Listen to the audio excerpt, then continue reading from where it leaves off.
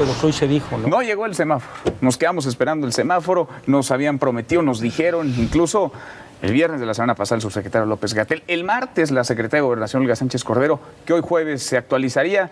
No llegó la actualización. Dicen que mañana veremos.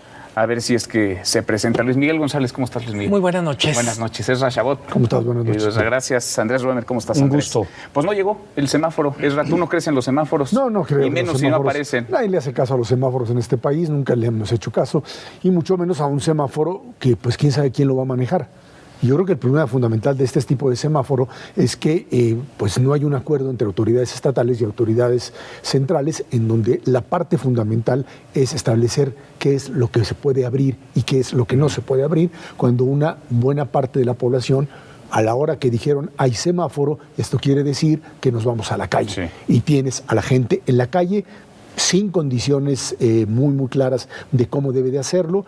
Es cierto, con números que crecen en contagios y por supuesto en fallecidos, que pueden ser de hace 2 semanas, pueden ser del número que quieras, pueden contabilizarlos el día de hoy, mañana, pasado. Finalmente se trata de un aumento significativo en el número de contagios y en el número de muertes. Y creo que el problema radica en que mientras no exista un nivel de coordinación entre la Federación y los estados, lo que vamos a tener es un haga quien lo que le parece como medida fundamental para poder combatir esto. O sea, que cada quien haga lo que le dé la Cada quien, gana. parece que está ese jaloneo, ¿no, Andrés? Porque pues uno espera que cuando en plena emergencia sanitaria y con el deseo de millones de salir y la necesidad de poder reintegrarse a sus actividades, a trabajar, te prometen para un día, para una fecha, y lo dicen todas las autoridades, digamos, autorizadas, un semáforo, una actualización, pues que se presente, pero de pronto son estos bandazos que uno no termina. Oye, estos bandazos son muy peligrosos porque la percepción aquí de la gente es una incertidumbre y de alguna manera una esquizofrenia, porque aun cuando hablas de un semáforo rojo ex ante, aunque todavía no se defina, ves un presidente que se va de campaña. Con base en ello, lo que tú puedes decir es, bueno, la gente dice igual y no saben.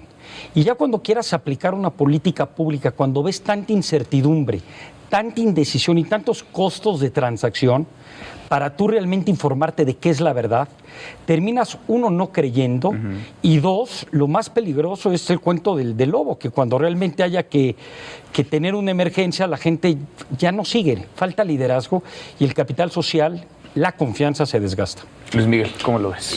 Totalmente. Yo, siguiendo el hilo de lo que plantea Andrés, yo diría, la falta de claridad en el mensaje tiene varios efectos secundarios. Uno es entre la clase política, que se traduce en enfrentamiento, en fricción. Para la gente común y corriente, el problema es no sabe qué hacer, no sabe si salir o no. Y para los sectores productivos, no sabe exactamente qué norma aplica y cuál no, porque hay un sentido común que te indica obedece obedece a la autoridad. Hay otro sentido económico. ¿Pero qué autoridad, no? Que te dice hay urgencia. Sí. Y lo que no tienes es una señal clara. Decían semáforo, pero podemos decir, no tenemos partitura y la orquesta está desafinando. Pero además cada quien trae su semáforo, los estados tienen su semáforo. Y luego se habla de un semáforo que se va a presentar tal día y lo anuncia el subsecretario de Salud. Y luego la secretaria de Gobernación dice otra cosa, se lo dice a los propios gobernadores, se lo dice a la gente. Escucha lo que dice la gente y no sabe si es sí, es no, si es entrar o salir, si es parar o avanzar. Lo único que asusta a la gente, sin duda alguna, es ver las cifras y es ver las imágenes de la gente muriendo. Eso es lo que a la gente le asusta como imagen clara del por qué tiene que detenerse o ponerse un cubrebocas o tratar de Oye, y también creo que les asusta las cifras de empleos perdidos, ¿no? A ver, cuando hablamos de que 12.5 millones de mexicanos solo en abril perdieron su fuente de ingreso, creo que eso también da mucho miedo, ¿no? Cuando no hay una autoridad que para la reapertura esté coordinada. Y es que eso te lleva finalmente también a un problema mayor, que es la contención social que hasta ahora se ha tenido, hasta dónde se puede manejar y hasta dónde cualquier chispita te la puede hacer prender. Y ahora, en términos de percepción, aun cuando tú escuches que hay desempleo o que alguien desafortunadamente falleció, si no es alguien cercano, si tú no lo sufres realmente, hablo de psicología evolutiva, si tú realmente no estás sufriendo un problema en tu ingreso personal o alguien cercano no murió o está muy enfermo, tú piensas de alguna manera que a ti no te pasa. Entonces, esta miopía intertemporal que existe un tema obvio de psicología, pero a la vez lo que aquí se decía, si tú no tienes certidumbre de las reglas del juego, no inviertes en un país. Pero tampoco inviertes tu capital humano de cuándo salgo, cómo salgo, abro el negocio, no lo abro. ¿Cómo te administras? Y aquí es un problema, repito, que suena una palabra muy sencilla, pero es muy costosa. Sí. No hay confianza y se rompe muy fácil la misma, y para volver a construirle y a creer, y que te digan, ahora sí, en serio, y este es el... Muy difícil. Pero es cómo te administras económicamente, sí, pero emocionalmente también, ¿no? Frente a lo que estamos. Estamos viviendo, parafraseando el título de un ensayista, la monarquía del miedo. Es decir, cada vez más el sentimiento predominante es el miedo. Es el miedo a enfermarte, el miedo a perder tu trabajo. Y el miedo paraliza. Lo que pasó con las manifestaciones hoy en Guadalajara es el miedo a la violencia policial. O sea, lo que vamos teniendo es literalmente una cadena de miedos que están determinando nuestras acciones. Aguas con eso. Porque cuando te detienes hasta en los propios números que reporta la Secretaría de Salud, tú ves entidades completas que traen 150 casos, 200 casos activos, en donde con un nivel de organización podrías ir aperturando, podrías ir volviendo a la normalidad si hubiera confianza en las propias autoridades, si hubiera reglas claras. Pero aquí el problema es un poco lo que Andrés decía con el asunto de que, pues si yo veo que la gente se está muriendo, pero no es gente cercana a mí, yo puedo seguir actuando. El problema radica en que esta narrativa de muerte, más allá de que pues no me ha tocado cerca, diría alguno, el problema es que la oyes ya en una dimensión tan fuerte, a un volumen tan alto, que empieza finalmente a afectar. Y ahí también están los bandazos, ¿no? Cuando te dicen va a haber 6,000, 8,000, y vas a 30,000, y de 30,000, y de repente ves imágenes de hospitales saturados, pues finalmente ahí te entra el miedo. Y yo creo que el punto fundamental aquí es cómo le haces para... Ya entraste en una dinámica de abrir. Hay que abrir y moverse, y entonces todo el mundo quiere abrir. ¿Y en qué condiciones lo haces? Ahora, aunque hables de 30,000, tratar de meter una reversa y decir, no, saben que esto no funcionó, vámonos a volver a encerrar, es imposible. Es prácticamente imposible ante una población a la que ya se le acabaron los recursos y a la que ya no tiene ahorros y que tiene que finalmente ver cómo le hace para traer el pan a su casa. Totalmente. Decías, Luis Miguel, de los hechos hoy en Guadalajara a raíz del presunto asesinato de un hombre a manos de la policía, de una policía municipal. Esto es parte de lo que se vivió esta tarde, protestas, disturbios, reclamos en la capital de Jalisco.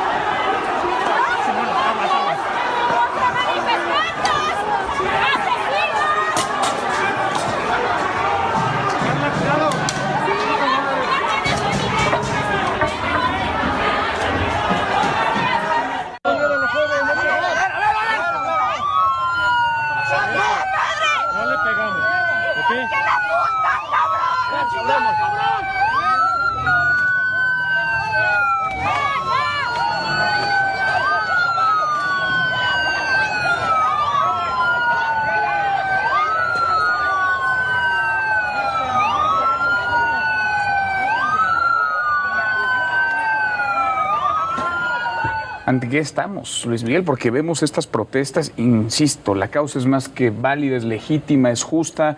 Giovanni López, un albañil de 30 años, fue asesinado a manos presuntamente de policías del Estado hace un mes. Apenas se viraliza el video y entonces comienzan los reclamos, las protestas, incluso la investigación. Los policías hasta hace unas horas seguían en sus encargos. Pero esto se liga con lo que vemos también en los Estados Unidos. Hay una viralización de lo que está pasando en Estados Unidos, pero también traemos nuestra propia historia, y es veíamos encuestas en Estados Unidos donde depende del grupo racial.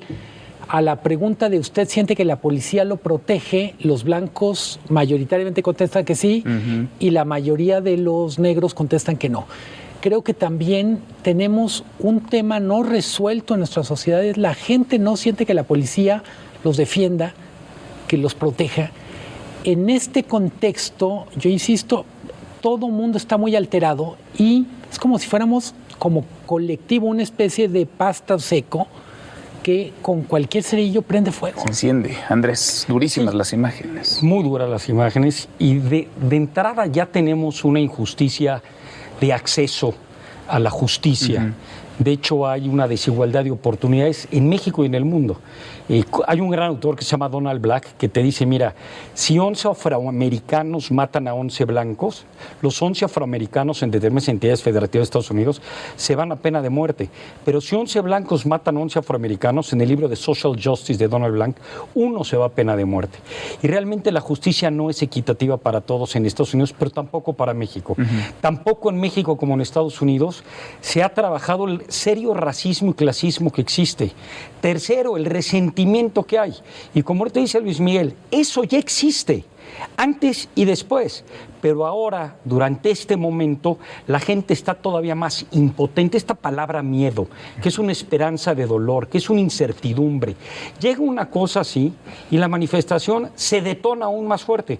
Pero como tú dices, se tiene que trabajar con la protesta de una manera distinta y, por supuesto, con una reforma política y con reformas de un sistema que esto simplemente se va a volver a repetir porque hay un problema de fondo. Es un asunto sistémico, ¿no? Pero yo creo que aquí hay que también diferenciar entre lo que es la protesta de la gran masa, como los Estados Unidos, que es aquella que como tal tiene la capacidad de ir a las calles y paralizar buena parte del país, sin dañar, sin entrar a saquear determinado tipo de negocios, etcétera.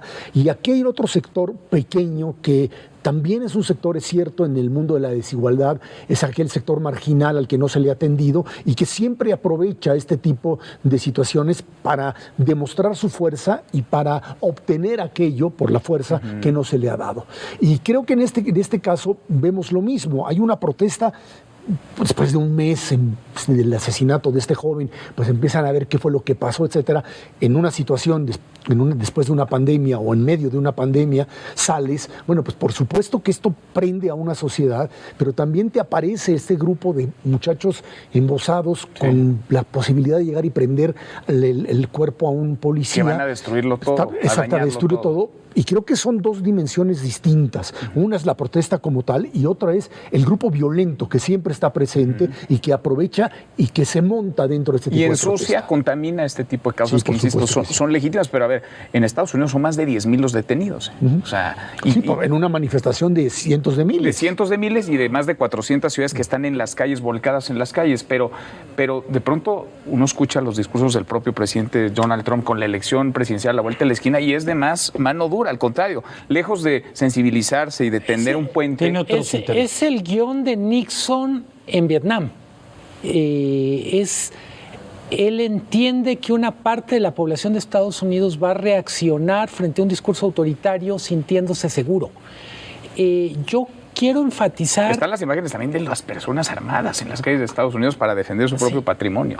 A mí me impresiona de lo que está pasando aquí en México lo poco que hemos hablado de la brutalidad policíaca. Se volvió parte de nuestra normalidad en un contexto donde la propia, vamos a decir, la Comisión Nacional de Derechos Humanos perdió la brújula. Bueno, desapareció del mapa, ¿eh? Sí, más bien. Incluso, ¿dónde está la CNDH? Entonces, yo diría, tenemos muchas cosas. Es una historia hecha de muchos pedazos, un rompecabezas con muchas piezas, pero yo diría, no hay que perder de vista que tenemos un problema no resuelto desde hace mucho tiempo y es la policía está lejos de ser la policía que necesitamos para la clase alta, para la clase media y para la clase baja. Y en estos temas siempre pues volteamos a ver al gobierno federal. Pero en Estados Unidos, sobre todo, que yo he estudiado más este caso en particular, que primero requiere de fondo una reforma al sistema policíaco y regresar a la policía de la comunidad, y requiere otro tipo de entrenamiento, de reclutamiento, de crecimiento, de despido, es sobre todo una responsabilidad de los estados. Es decir, por supuesto que el presidente sigue el pulso electoral para ver qué decir, qué gana y qué pierde. Tiene otros intereses. Sí. Pero para realmente revolucionar y ya terminar con este problema histórico que requiere educación, pensamiento crítico, etcétera, etcétera, el papel de los estados, de qué tipo de policía, qué tipo de sistema judicial, qué tipo de penalización, qué tipo de rehabilitación, es sobre todo una responsabilidad de ellos. Entonces, no, si hay que diferenciar aquí la política pública, porque allí es donde sobre todo cae este problema. Que es un tema clave para el caso Jalisco, porque se apunta incluso desde la Subsecretaría de Derechos Humanos de la Secretaría de Gobernación que la mano dura o las decisiones autoritarias del propio gobernador de Enrique Alfaro generan, vaya, no es que sea el responsable directo, pero sí generan condiciones en donde para un ciudadano que no tenga cubreboca en la calle es posible que la autoridad lo detenga, lo procese, incluso le abra un probablemente, proceso pero judicial. Yo me voy más por lo que dice Luis Miguel en el sentido de la falta de preparación de las propias policías. O sea, policías con criterio. Tú ves a los policías en la Ciudad de México y donde están todas las cámaras puestas y son los policías que no hacen nada, que los tienen y los manifestantes les avientan cosas y los ves mientras están las cámaras, tienen que estar protegidos porque cuidadito con aquel que se meta con un manifestante que le está aventando cosas. Pero también ves al propio policía que no tiene capacidad para enfrentar a una determinada situación y entonces es capaz de llegar y golpear y asumir su posición de autoridad sin tener los instrumentos, la educación y la preparación para asumir determinado tipo de control. Y entonces ese es el desprecio que ahora, se eso tiene. En las movilizaciones, eso en las manifestaciones. Y en la misma acción, en el contacto día a día en el con el mismo día a ciudadano. día también. Pero siguiendo el hilo del razonamiento de Esra, estamos hablando de policías metropolitanos. Esto ocurrió en un pueblo que parece que lo bautizó Ibargüengoitia, Ixtlahuacán de los Membrillos, que es un pueblo muy pequeño cerca de Guadalajara, entre Guadalajara y Chapala, digamos. 40 kilómetros, entiendo, más o menos, ¿no? Pero el alcalde ya trae ahí una historia bastante ovaria. Más que el gobernador se da cuenta un mes después. Lo que quiero enfatizar es una realidad es la policía de las zonas metropolitanas y otra realidad es la policía de los pueblos, que corresponde idílicamente a este criterio de cercanía, etcétera, pero en la práctica el pueblo ya no es lo que era. Con frecuencia son pueblos, pues básicamente con muchos problemas no resueltos. O sea, son policías mal capacitadas, mal pagadas también, ¿no? Mal equipadas. Y de convivencia frecuente entre policía y ciudadanos. Manuel, lo cual a veces eso es bueno, porque al final de cuentas tú la única manera que puedas realmente resolver un delito es si hay un testigo, y para ello requieres la confianza del policía con el ciudadano. Sí. Pero el problema en un país donde el narco está muy infiltrado, todo esto cambia, porque te vuelves tan amigo que lo empiezas realmente a proteger, empiezas a ser parte de la corrupción. Y luego agrégale el racismo. Dice Esra, bueno, es que esta gente hay que capacitarla. Le pegaría igual a una persona indefensa, le hubiera pasado lo mismo a un afroamericano que un blanco en Estados Unidos. Esta polarización que se detona además con las redes sociales es realmente un caldo de cultivo para un programa de ADN 40 llamado Prozac. Está muy depresivo. Pero yo creo que definitivamente el tipo de preparación que puede tener un policía, incluso en el área de lo que son derechos humanos y precisamente cultura democrática, es lo que te lleva. O sea, hoy esa policía norteamericana tiene que ver fundamentalmente también con lo que le pasa a la sociedad norteamericana, imbuida por este discurso de Trump y de toda esta ultraderecha norteamericana rural o semiurbana que finalmente tomó el control, que ganó las elecciones, que atizó el racismo durante muchísimo tiempo, lo hizo con la legitimidad, en donde hasta partidos neonazis tuvieron carta de legitimidad, el propio Ku Klux Klan. Y bueno, pues si eso le pasa a esa gente, ¿por qué la policía en estados donde tienen ese tipo de pensamiento, porque esa policía no va a actuar de la misma manera? A ver, y nomás para tender un puente con el primer tema, parte de la confusión con semáforos y qué hacer y qué no hacer, qué se vale y qué no se vale, genera que un policía sienta que tiene derecho a detener con lujo de violencia a alguien que no trae un tapabocas. Es que a eso me refiero cuando se genera una condición, un ambiente autoritario. Pero y el otro punto es la desconexión del gobernador de Jalisco con lo que pasó hace un mes. O sea, ese tema, yo creo que ni se acordaba que existía el pueblo. A ver, Ni porque tenía lo idea. vio pasar en su Twitter, hasta que le estalló en las manos el problema. La primera respuesta de la Fiscalía de Jalisco es como si esto estuviera ocurriendo, como si estuviera declarando por el caso Floyd. Qué barbaridad que eso esté pasando en este mundo en el que todos vivimos. No, ¿y cuántas veces pasa esto y realmente ni lo sabemos? Así es. Y es lo más grave. Y Ferguson, que acaba de suceder hace algunos años, con un tipo de política democrática, de demócratas, perdón, en lugar de republicanos, el problema es sistémico y está muy, muy profundo. Yo tuve el honor de ser cónsul en San Francisco y 2 ocasiones policías mataron a gente de la comunidad mexicana. Una, había un muchacho que tenía un rifle que era un juguete y en lugar de dispararle algo que no lo matara. Ahora, la manera de responder de la comunidad mexicana en Estados Unidos no tiene que ver con la afroamericana. Mi gran pregunta para ustedes, porque realmente todos estamos en contra de que veamos cómo reaccionan y rompen y violan y destruyen y todo. Pero la pregunta es, ¿podrías lograr lo mismo? Porque la protesta se requiere y la actividad política se requiere. Son conjuntas para tener un cambio de sistema. Realmente mucha gente dice, es que si no se manifiestan con esta brutalidad y violencia, no se llega a nada. No. Eso es lo que a mí me preocupa, que sea inconsciente de la gente y es muy grave. No, eso es falso. Eso es falso. Malcolm X versus Martin Luther King. Exactamente, es el mismo. Pues sí, tal cual. Gracias a los tres. Gracias. Ezra. Andrés, gracias. Gracias a usted por vernos. Soy Manuel López San Martín, se queda con todo personal. Y acá nos encontramos mañana, noche de viernes, por fin viernes en esta República MX. Pásala muy bien.